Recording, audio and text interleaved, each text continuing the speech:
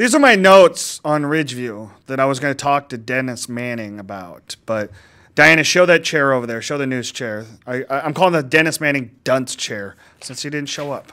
Oh, sorry, Chris. Well, just throw him away. Christian, do your part, man. Do you want to talk about it? No. Okay. Well, yeah, let's talk about it a little bit. I mean, Christian, you're only a year removed. Christian, these seniors, you saw them as standout sophomores.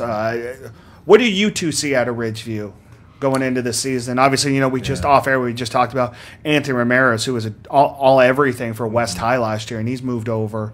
And then you look at Taj Wright, and Dennis is going to do what you guys have always done, and that's put your best athlete in the right positions. There's going to be time when Taj is going to be taking snaps, which is incredible. And then when he's not doing it, Justin Henzo is there, and then you have a guy that you both considered be one of the better running back prospects, and Elijah Williams-Alexander. And then you had Dalen DeGraff Reed outside, Jolly Burris. I mean, you go down the line, that's a talented team, Christian. I mean, you had them up until about, March. So what are the Wolfpack going to be this year? I mean, I think they're going to be really competitive. I think, last year being their first year in D1, I think they saw kind of how – he's on his way. He's on the sign. He's on his way. Yeah. Keep talking about him, though. Yeah. No, I think – with last year being in D1, it was kind of a little bit of an eye-opener for Ridgeview, but – they're loaded, like you talked about. That was a crazy game against Columbus. I mean, just offense galore and scoring galore. But I think, they're going to be a very well-balanced team through the air. I think they're going to, run the ball and get back to that with Elijah. And, I mean, there's just so many weapons you have to defend, and your defense has to be in the right position every play because they have a playmaker at every position that can score.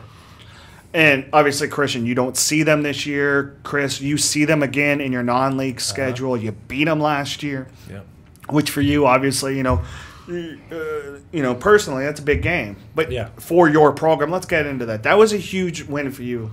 Yeah, during a big non-league slate where you guys are just running the table, having fun, and winning football games. And you come out the gate. How do you build off of that success, that 7-win season you had last year, moving into this year? I think it's continuing with a lot of what we ended with. We had a lot of kids that worked their tails off, man, in practice and bought into just having that work ethic and grinding. When you don't feel like you want to be there, man, you just got to keep pushing and keep working. And it's about life too. It's not just about practice. That's what we try to teach these kids, and I think every coach, takes pride in doing is teaching them how to be successful in life. But I think the biggest thing was getting them confidence back. These kids hadn't had a whole lot of success the year before. But when we beat Ridgeview, I think they really believed that now we can play with the big boys. Speaking of the big boys, here he comes. Hey, did we wake you up from that nap or what? Wake me up, well. Come, please sit down, Dennis. Something woke me up. Welcome to the show, Dennis Manning. How are you? That is a directional mic, so please speak directly into it. And I'm gonna take the touch away from the two of you for a little bit, since you are now about 22 minutes late. Welcome to the show. How are you, Dennis? I'm good. I apologize. No, you're okay. Sometimes you just fall asleep and those alarms don't wake you up. Obviously, you probably didn't catch the first half of the show. Neither one of these two spoke highly of you whatsoever. I appreciate that. You're welcome.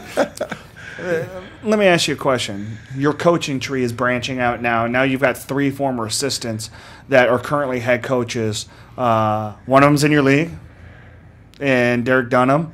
One of them is in your preseason schedule with Chris Bandy. And now Christian has taken over at Mira Monte. For you, what does that mean for you to have guys that used to be on your staff taking over the reins? And, Chris talked about you always wanted guys that wanted to be head coaches. What does this mean for you to actually see this come to fruition over the last few years?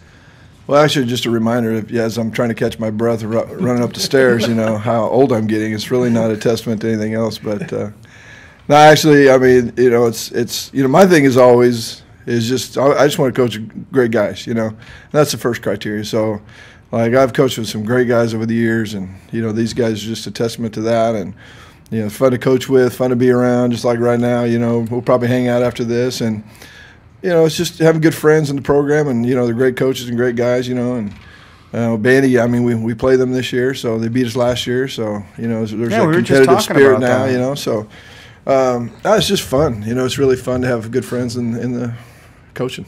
Why don't we do this? It's right around the perfect time to take a quick break, let Dennis catch his breath, and we got a final 10-minute segment with these three since you decided to finally show up and grace us with your appearance. Thank you very much, Dennis. So, Diana, why don't we go ahead and take a quick break, and we'll come back, and we'll have Christian Johnson, Chris Bandy, and Dennis Manning in full over the last 10 minutes. So we'll take a quick break. Be right back.